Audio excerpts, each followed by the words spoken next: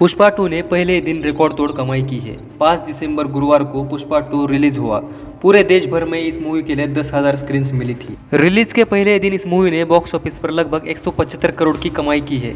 दूसरे दिन 150 करोड़ की अर्निंग्स के साथ इस मूवी ने वीकेंड तक 500 करोड़ का कलेक्शन बना लिया है। पहले 3 दिन की कमाई 387 करोड़ की रही है और संडे का कलेक्शन 141 करोड़ का रहा है। अगर फिल्म RRR की बात करें तो RRR ने वीकेंड तक 350 करोड़ कमाए थे, लेकिन पुष्पा 2 ने RRR को भी ब्रेक डाउन किया है। साथ ही इस फिल्म ने वीकेंड कलेक्शन में जवान, पठान और बाहुबली 2 को भी पीछे छोड़ दिया है और हर दिन नए रिकॉर्ड बन रहे हैं। इस फिल्म को डायरेक्टर सुकुमार ने डायरेक्ट किया है और इस फिल्म के कास्टिंग में अल्लू अर्जुन, रश्मिका मंदाना और फहद फासिल जैसे मुख्य कलाकार शामिल है। यह मूवी पुष्पराज नाम के लाल चंदन के तस्कर के कहानी के ऊपर बेस्ड है। इस मूवी की कहानी कुछ ऐसी है कि जब पुष्पा की वाइफ श्रीवल्ली पुष्पा को सीएम के साथ फोटो खिंचवाने के लिए बोलती है, तब पुष्पा अपनी वाइफ की विश पूरी करने के लिए सीएम के पास चला जाता है। लेकिन सीएम जब पुष्पा की इंसल्ट करके उसे बेइज्जत करता है, तब उसका रिवेंज लेने के लिए पुष्पा अपने ही एक करीबी एमएलए को सीएम बनने के लिए बोलता है। एमएलए सीएम बनने के लिए 100 करोड़ की डिमांड करता है, तब पुष्पा उसको बेझिझक 500 करोड़ देने की बात करता है और उसे सीएम बनने के लिए मना लेता है। उसके बाद पुष्पा दुबई के एक माफिया से मिलता है और उससे 2000 टन लाल चंदन के लकड़ी की डील करता है। इसके लिए माफिया 5000 करोड़ देने के लिए राजी हो जाता है। तब पुष्पा 4900 करोड़ लेने की बात करता है, क्योंकि वह आया था सिर्फ एक टेम्पो में, लेकिन जाते वक्त वह उस माफिया का हेलीकॉप्टर लेकर गया। फिर पुष्पा 2000 टन रेड सैंडलवुड इकट्ठा करने के लिए मजदूरों का जुगाड़ करने लगा। जब ठेकेदार नहीं माने तो पुष्पा ने हर मजदूर को 10,000 रुपए देने का वादा किया। उसके बाद पुष्पा ने 2000 टन का टास्क पूरा करने के लिए लोकल डीलरों से 100, 150, 200 टन के सीक्वेंस में रेड सैंडलवुड की डील कर दी। एक तरफ पुष्पा 2000 टन का टास्क पूरा कर रहा था, तो दूसरी तरफ एसपी शेखावत पुष्पा के एक आदमी को मार देता है। अब एमएलए अपनी रेपुटेशन को बचाने के लिए शेखावत से बात करता है और पुष्पा से 10 करोड़ लेकर मुआवजा देकर बात को दबाने की कोशिश करता है। लेकिन इस पर शेखावत एमएलए को अपनी इंसल्ट का डेमो दिखाकर पुष्पा को सॉरी बुलवाने के लिए कहता है। पुष्पा को ये बात पता चलने पर पुष्पा पार्टी में जाता है और शेखावत को सॉरी बोलकर वहां से चला आता है। लेकिन जब पुष्पा का जमीर जागता है, तब पुष्पा यू टर्न मारकर दूसरी एंट्री में फिर से एक बार शेखावत का मजाक बनाकर उसे अपना माल पकड़ने का चैलेंज देता है। दूसरी तरफ पूरा 2000 टन का माल स्टेट बॉर्डर क्रॉस करके जा रहा था कि तभी अचानक शेखावत वहां आ जाता है। लेकिन सारे ट्रक पक्का रास्ता छोड़कर नदी के रास्ते जाने लगे। जब पूरे ट्रक नदी से बाहर आकर पक्के रास्ते से जाने लगे, तब शेखावत वहां आकर लोकल बैलगाड़ियों को रोक लेता है और सामने से आ रहे ट्रकों पर गोलियां चलाता है। तब पुष्पा के कहने पर सभी ड्राइवर ट्रक से नीचे उतरते हैं और पूरे ट्रक पलटी हो जाते हैं। दूसरे दिन शेखावत लाल चंदन की तस्करी पकड़ने की खुशी में पागल होता है, लेकिन जब उसे पता चलता है कि उसने जो छापा मारकर जब्त किया है वह लाल चंदन ना होकर सैंडरा है, जो अंदर से सफेद और बाहर से लाल होता है, जिसकी बाजार में कम कीमत होती है।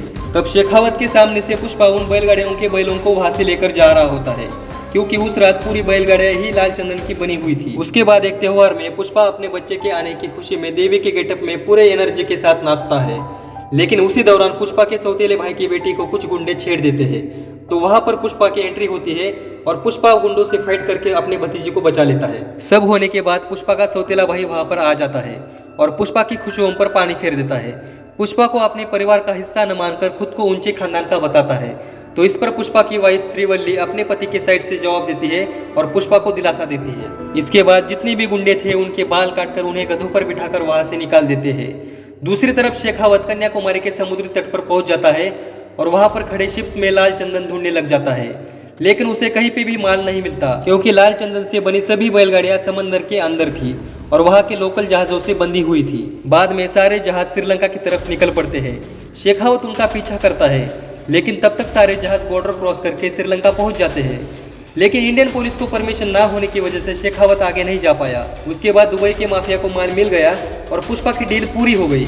प्लान के मुताबिक पुष्पा ने एमएलए को सीएम बनाया और उसे घर लाकर पूरे परिवार के साथ फोटो खिंचवाया और अपने वाइफ की विश को पूरा किया।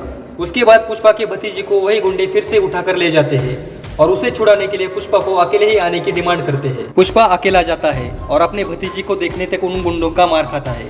जब वह अपने भतीजे को सही सलामत देखता है, तो पुष्पा एक अलग ही अंदाज में हाथ पैर बंधे होने के बावजूद भी पूरे एक्शन के साथ उन गुंडों से फाइट करता है और आखिर में मेन गुंडे को रपारप करके मार देता है।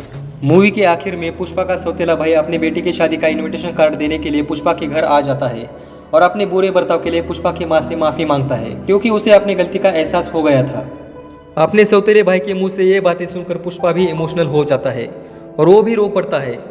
बाद में पुष्पा अपने परिवार के साथ अपने भतीजे की शादी में जाता है। तब उसका सौतेला भाई उसे देखकर उसे गले लगा लेता है और आखिर में एक मिस्ट्री के साथ इस मूवी का एंड होता है। इस मूवी की स्टोरी राइटिंग काफी ज्यादा इंटरेस्टिंग है, जो हर सीन में एक नए ट्विस्ट के जरिए ऑडियंस के मन में क्वेश्चन डाल देती है, जिसकी वजह से ये मूवी काफी ज्यादा एंगेजिंग हो जाती है। साथ ही पुष्पा की एक्टिंग और दमदार डायलॉग्स की वजह से पुष्पराज कैरेक्टर को एक यूनिक लुक मिलता है, जो ऑडियंस में काफी ज्यादा पसंद किया जा रहा है। अगर हिंदी डबिंग की बात करें तो इस बार भी पुष्पा की हिंदी डबिंग श्रेयस तलपड़े ने की है, जो बेहद लाजवाब है। कुछ ऐसे सीन्स है जिसमें पुष्पा ड्रिंक कर रहा है तो कहीं पे स्मोकिंग कर रहा है, तो ऐसे सीन्स को डबिंग करने में काफी ज्यादा दिक्कतें आई।